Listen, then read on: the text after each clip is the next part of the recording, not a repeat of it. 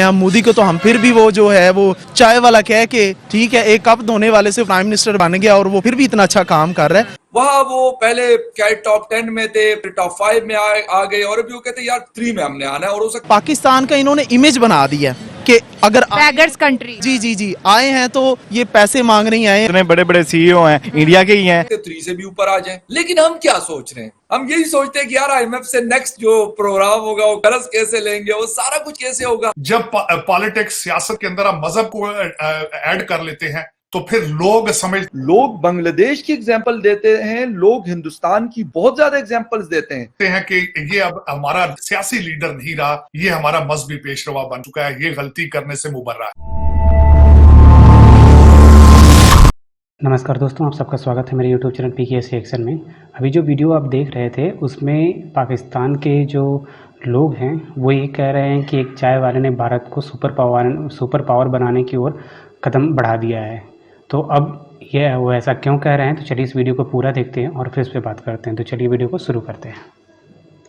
लोग ये कहते हैं कि भाई मेरे मुल्क में डॉलर 300 रुपए का है, वहां पे 88 या 87 या 89 रुपीस का है। लास्ट 9-10 साल में ऐसा हुआ है कि सर चाइना, वियतनाम, थाईलैंड जो मुल्क चावल उगाते हैं वो भी इंडिया के चावल मंगवा रहे थे, क्योंकि वहाँ के जो रिहायशी लोग हैं उनको इंडिया का चावल पसंद। इंडिया का चावल लंबा भी होता है, खुशबूदार भी होता है। नमस्कार दोस्तों, TBR व्यूज में आपका फिर से स्वागत है। आमतौर पर पाकिस्तानी प्रधानमंत्री मोदी को कोसते हैं और आए दिन भारत को गाली देते हैं, लेकिन आज उन्होंने भी मान लिया है कि प्रधानमंत्री मोदी जो एक चाय वाले थे उसने भारत को कहां से कहां पहुंचा दिया।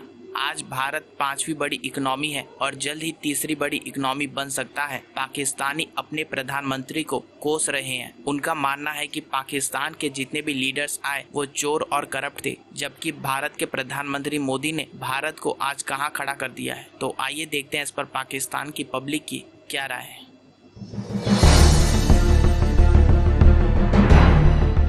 आज हम बात करेंगे मोदी जी के स्वैग के बारे में। उन्होंने अपनी एक स्पीच के दौरान कहा है कि 3री बारी में जब मेरी हुकूमत आएगी तो मैं इंडिया को दुनिया की 3री बड़ी इकोनॉमी बना दूंगा। स्टडी के लिहाज से अब हमारे पाकिस्तान में जो है रटालाइजेशन सिस्टम है, हम FSC कर लेते हैं, BSc कर लेते हैं, लेकिन आगे जैसे जाते हैं तो कोई नौकरी नहीं मिलती। उसकी वजह ये है कि जितनी यंग जनरेशन है वो सारी की सारी डिसऑर्ड होती है। इंडिया ने IT में बहुत काम किया, पूरी दुनिया में इंडिया जैसी IT कहीं है, पूरी दुनिया में इंडिया की IT में मोनोपोली है। वो आज भी अपनी एजुकेशन पे काम करे, अपनी एजुकेशन को बेहतर कर रहे हैं। हमारे सिलेबस 1947 का पा हुआ है, आज तक पढ़ के हमारा खाना खराब हो गया। ना उस तालीम से ना हमें जॉब मिल रही है, ना हमारे इंटरव्यू पास हो रहे हैं। और अगर हम बॉर्डर क्रॉस करके किसी अच्छी कंट्री में चले जाते वो हमारे हाथ में मुंह पकड़ा देते कि ये चलो और इंडियन व्हाइट कॉलर जॉब कर। अब ये देखिए इंडिया की जो टाटा कंपनी है, अब iPhone 15 जो है उधर जो है वो मैन्युफैक्चर होने जा रहा है। क्या आपको वजूहात लगती हैं कि हमारा जो हमसाया मुल्क है, इंडियन भी हमारे भाई हैं, हमें उनकी खुशी पे हम उनको कांग्रेचुलेट करते हैं, वो इतना आगे चले गए, हम उनसे 100 साल पीछे क्यों रह गए, क्या वजह है? बात ये है कि इतने अच्छे प्राइम मिनिस्टर जो हैं पढ़े लिखे हैं, मोदी को तो हम फिर भी वो जो है वो चाय वाला कह के ठीक है एक कप धोने वाले से प्राइम मिनिस्टर बन गया और वो फिर भी इतना अच्छा काम कर रहा है। शहबाज शरीफ की बात कर लेते हैं। शहबाज शरीफ ने कहीं पे भी चले जाते कह रहे हैं मैं मांगने नहीं आया, मेरी मजबूरी है। तो ये तो पूरे पाकिस्तान को एक प्राइम मिनिस्टर रिप्रेजेंट करता है, तो फिर पूरा पाकिस्तान पे पूरी दुनिया हंसती है हर पाकिस्तानी पे, यार तुम लोग कहीं पे भी जाते हो तुम लोग मांगते हो। इंडियंस भी हमें कहते हैं यार तुम लोग बस मांगते हो, खुद का पैसा क्यों नहीं अर्न करते? हमारे अंदर मांगने के अलावा कोई और गुण नहीं है जिसमें हम काम कर सके। जब हम कोई भी बात करते हैं तो वो पूरी दुनिया उसको देख रही है, ऐसा ही है। तो जब हम इसी तरह करते रहेंगे, बोंगियां मारते रहेंगे, ठीक है, तो वो तो जाहिर सी बात है लोग हंसेंगे। और पाकिस्तान का इन्होंने इमेज बना दिया कि अगर बैगर्स कंट्री जी आए हैं तो ये पैसे मांग नहीं आए हैं, किसी बड़े प्लान को नहीं लेकर आए, हमारे मुल्क में इन्वेस्टमेंट नहीं करने आए, बल्कि हमने इनकी मदद ही करनी है। 3रे टर्म में पहली 3 इकोनॉमी में गर्व के साथ हिंदुस्तान खड़ा होगा। दोस्तों मैंने ट्विटर पे भी लिखा है कि यार अगर वो कह रहे हैं तो विश्वास करना पड़ेगा, यानी हम उर्दू में कहते हैं यकीन करना पड़ेगा आपकी। तो वो कहते हैं यकीन करें, कि मैंने कहा कि यकीन करना पड़ेगा वाकई में, क्योंकि अगर पहले ना डिलीवर किया होता तो फिर शायद हमें लगता कि यार ये भी हवाई किले बना रहे हैं, हवा में तीर चला रहे हैं, लेकिन ऐसा नहीं है, उन्होंने कर दिखाया। वो कुछ लोग कहते हैं ना उनके हिंदुस्तान के, बल्कि कुछ नहीं बहुत सारे लोग कहते हैं मोदी है तो मुमकिन है।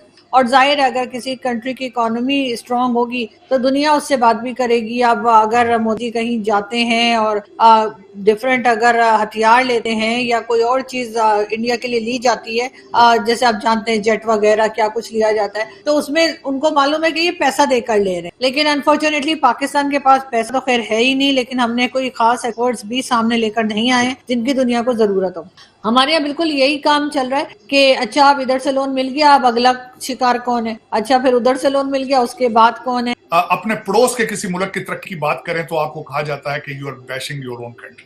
चले ठीक है, मैं कल एक जगह बैठा था किसी एक प्रोग्राम में, तो मैंने ये कहा है ठीक है, आप अपने पड़ोसी भारत की तरक्की को नहीं देखना चाहते तो चाइना की तरक्की को देख लें। उन्होंने भी पिछले 40-50 साल के अंदर भरपूर तरक्की की। आप उनके साथ समझते हैं हमारी जो दोस्ती है हिमालय से ऊंची है, लेकिन वहां से आप किकबैक्स तो लेने चले जाते हैं, आप वहां करप्शन करने तो चले जाते हैं, लेकिन ये नहीं देखते कि वहां पे वो करप्शन को डील किस तरह करते हैं। आप बांग्लादेश से सीख लें।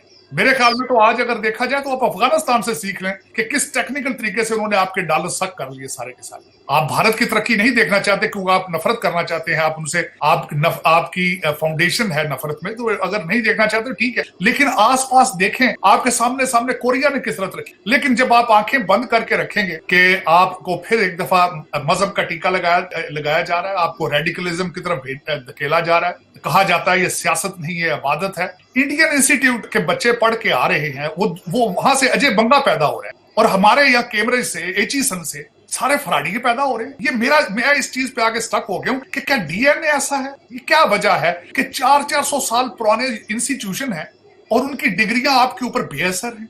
आप यहां से जब वापस जाते हैं तो दिल दिमाग यहां छोड़ जाते हैं, वहां जाके तो फिर पाकिस्तान के लोगों का कत्लेआम करते हैं, खून चूसते हैं उनका आप जाके। लेकिन मोदी साहब ने नेशनलिज्म दिया आपके पड़ोस में, उनसे यही सीख लें कि नेशनलिस्ट लीडर किस तरह प्रोड्यूस करना है, चाहे वो चाय वाला हो। आपके लोग यहाँ कर्जा लेने आते हैं, पैसे मांगने आते थे पिछले माजी के आपके लीडर, 300 लोगों का उनका डेलीगेशन आता था, खानसामे साथ आते थे, कितना गुस्सा भरा है पाकिस्तान को लेकर, 300 इकट्ठे करके लाते थे रिश्तेदार अपने। मुझे आप हज करने जाते हैं सारी खर्चे पे, तो 100 बंदों का आप डेलीगेशन वहां ले जाते हैं। क्या what is wrong with Pakistan, what is wrong with the Pakistanis. India ने दुनिया को बोला है कि तुम्हारे पास दुनिया भर की टेक्नोलॉजी है, हथियार है, पैसा भी है, सब कुछ है, लेकिन तुम्हारी अवाम हमारा खाना खाती है उगाया हुआ।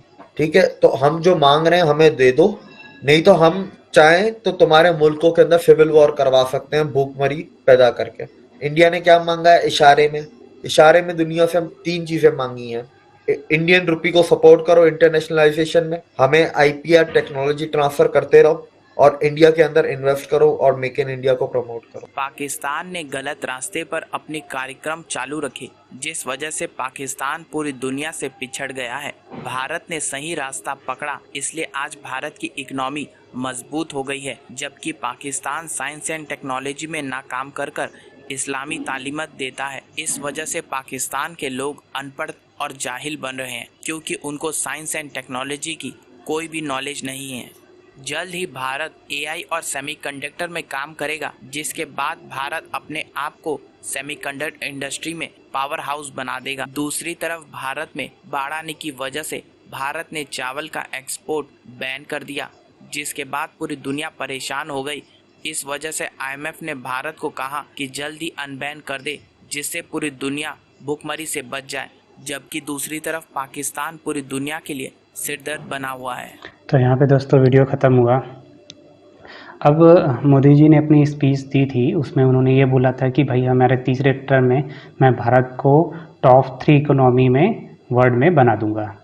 अब इस चीज़ को जब से ये बयान पाकिस्तान सुना है तब से उनकी नींद और उड़ गई है, और उनको ये लगता है कि वो कह रहे हैं ना कि एक चाय वाले ने भारत को कहाँ से कहाँ पहुँचा दिया, यानी सुपर पावर की तरफ लेके जा रहा है। भाई टॉप 3 में भी आना तो एक सुपर पावर की तरह ही है, भारत बन जाएगा। और आप ये सोचो कि अभी जो जैसे अनाज पे भारत ने जो भी बासमती है उसमें से उसको छोड़ के बाकी सारे जितने भी हमारे यहाँ के चावल हैं उस पर बैन लगा दिया भारत सरकार ने, क्योंकि हमारे यहाँ कई क्षेत्रों में बाढ़ आई है, और उसको देखते हुए कि अनाज की कमी होगी तो पहले हम अपने देश को देखेंगे, उसके बाद दुनिया को देंगे। तो अब इसमें दुनिया में भी तहलका मचा है कि भारत अगर ऐसा बैन कर देगा तो बहुत से देशों में भुखमरी आएगी, क्योंकि वो एक्सपोर्ट नहीं करेगा। तो आप सोचो कि अब भारत का जो लेवल है वो कहाँ से कहाँ पहुँच गया इस समय। इसी चीज़ को रिकॉग्नाइज कर रहे हैं पाकिस्तानी, उनकी रातों की नींद उड़ जाती है जब इस चीज़ को देखते हैं कि भारत एक क्षेत्र में नहीं, मतलब हर क्षेत्र में बहुत तेज़ी से आगे बढ़ रहा है। और अपने देश के प्रधानमंत्री के बारे में जब वो बात करते हैं तो आप तो सुन सुन के पक चुके होंगे कि भाई वो और क्या करते हैं एक चीज़ मांगने के अलावा। तो अब दोनों ही देश की तुलना तो मतलब खुद नहीं करते हैं, वो तो सीधे सीधे बोलते हैं 50 से 100 साल भारत हमसे आगे चला गया, हम उसके बारे में सोच भी नहीं सकते हैं। लेकिन अब जितने भी पाकिस्तानी हैं, थिंक टैंकर हैं या फिर जो भी थोड़ा सा ज्ञान रखते हैं इन सब इस मामलों में, अब वो सब के सब भारत की एक सुर से तारीफ़ करने लगे हैं। अब आप सोचो कि वहाँ की आवाम तो अभी भी ऐसी है कि कुछ को छोड़ दो तो सब ऐसे ही उनकी टेक्नोलॉजी या सुपर पावर मतलब ऐसा ही बोलते हैं। लेकिन जो भी थोड़े से भी नॉलेजेबल बंदे हैं वो अब धीरे धीरे उनका जो स्टेटमेंट है और सब चीज़ें हैं वो भारत की तारीफ़ करते हुए नहीं थकते हैं। बाकी ये देखकर आपको कैसा लगता है आप कमेंट्स के माध्यम से ज़रूर बताइएगा। और अगर आपको वीडियो अच्छी लगी तो वीडियो को लाइक कर दीजिएगा और अभी तक चैनल को सब्सक्राइब नहीं किया तो प्लीज़ चैनल को सब्सक्राइब कर दीजिएगा। फिर मिलते हैं किसी नेक्स्ट वीडियो में, तब तक के लिए जय हिंद।